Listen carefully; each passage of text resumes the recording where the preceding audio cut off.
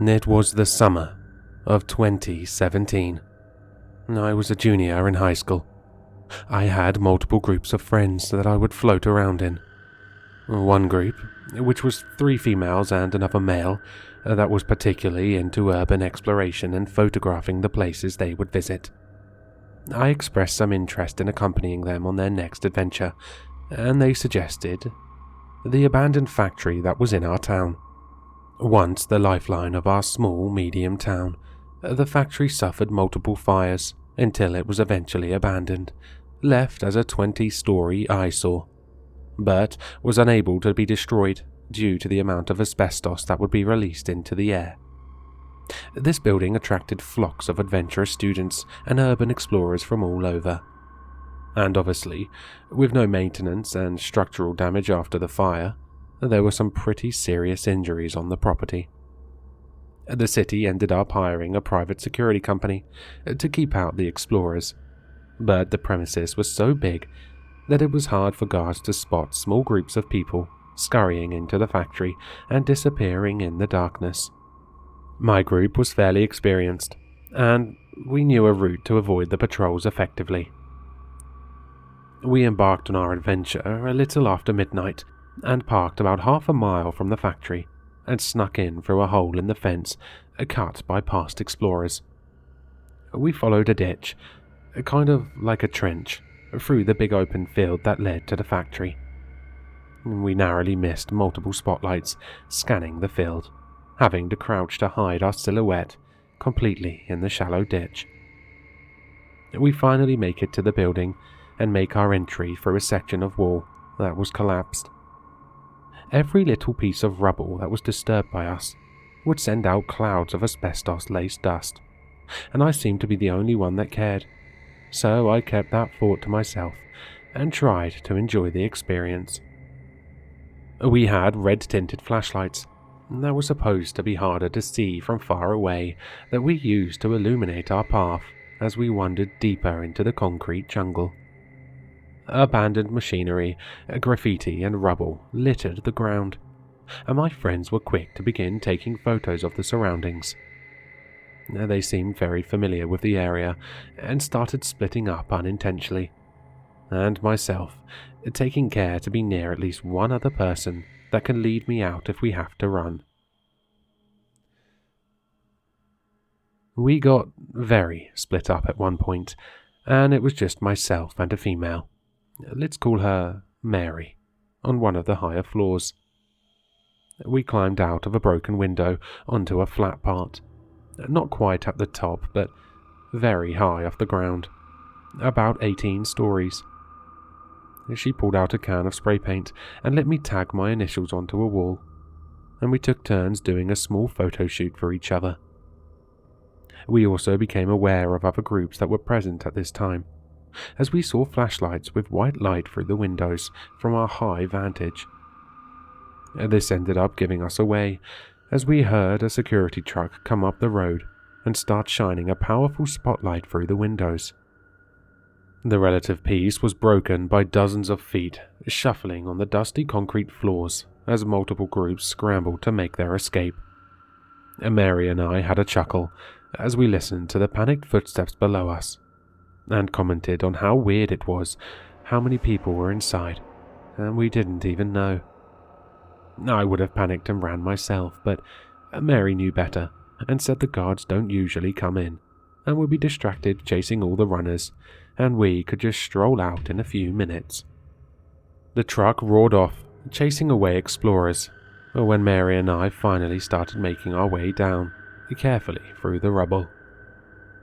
During the escape, one of the groups must have broke the sketchy, rusted-out metal staircase we took to get up, so we had to find another way down.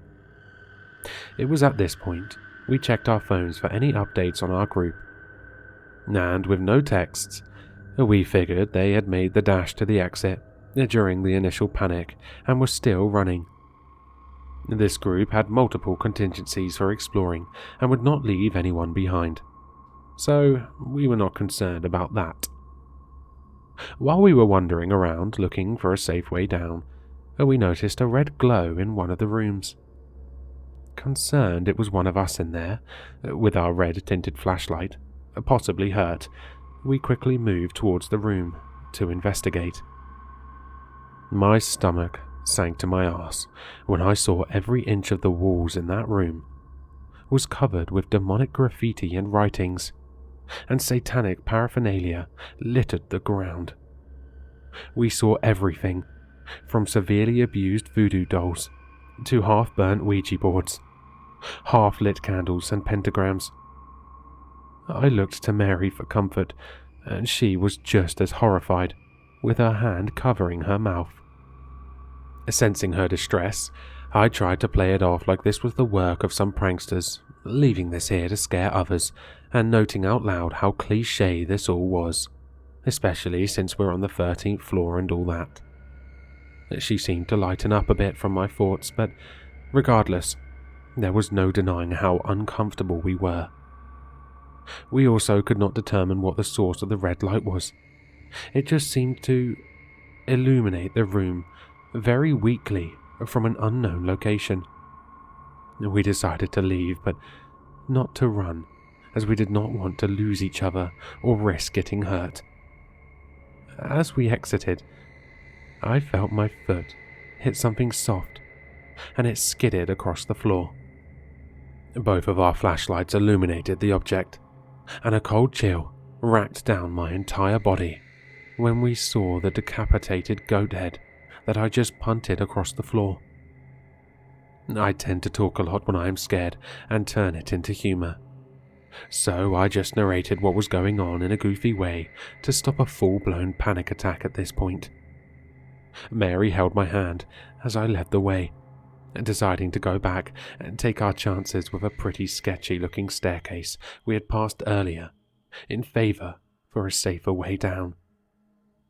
I offered to go first to test if it would hold my weight, as I was much bigger than Mary.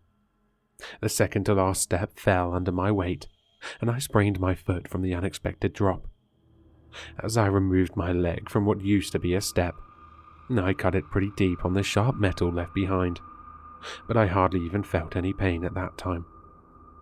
Mary followed me down, carefully testing her weight on each step before committing to it, and just jumping from about 6 or 7 steps up to avoid a similar fate to mine.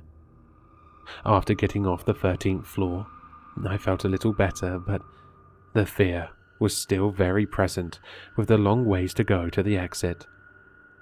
I hobbled ahead of Mary, holding hands again to avoid separating, but the way became a bit clearer now as we found the path we came up. We were at about the 4th floor when we began hearing shuffling and footsteps above us, where we just were, a couple floors up. In the mental state we were in, this terrified us, and it took everything in me not to break into a full sprint. As we neared the exit, the footsteps got closer and closer until they were on the floor directly above us. We were basically fast walking as quick as we could, and as soon as we cleared the collapsed wall that led us outside, we let go of our hands and sprinted towards the car. Luckily, security was not around to give us problems, as they were likely still busy chasing any of the first runners. Even with the shape my leg was in, I made it through the hole in the fence first, and waited the couple seconds Mary took to get through. As I waited, I glanced at the factory, and saw over a dozen silhouettes standing on the flat part that we were just on a few minutes ago. They could have been other explorers like us, but this just creeped me the hell out.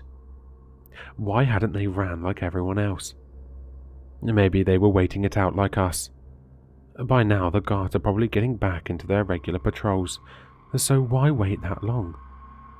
Mary ducked through the hole and looked at me, following my gaze to the shadows on the roof, and became visibly disturbed.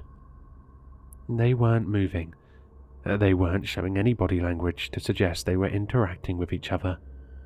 Just standing there. I became disturbed by the idea that they could be staring at us too. So I quickly grabbed Mary's hand and resumed our fast walk towards the car.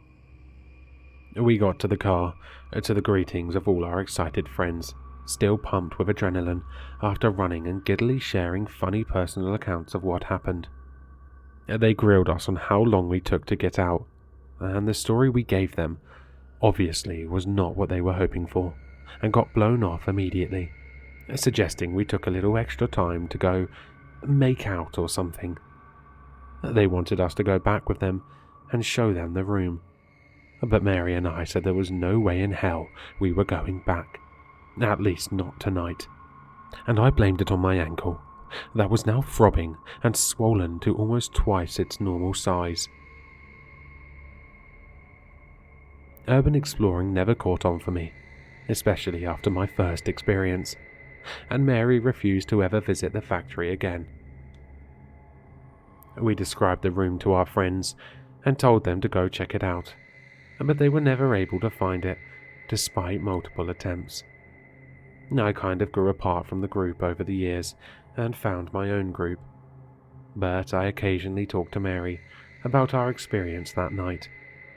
Apparently our story got around, and it became a popular task for explorers to attempt to find the now nicknamed Red Room. As far as we know, nobody has been able to find it after us. Hello, listeners. If you enjoyed this story, please check out the author in the description.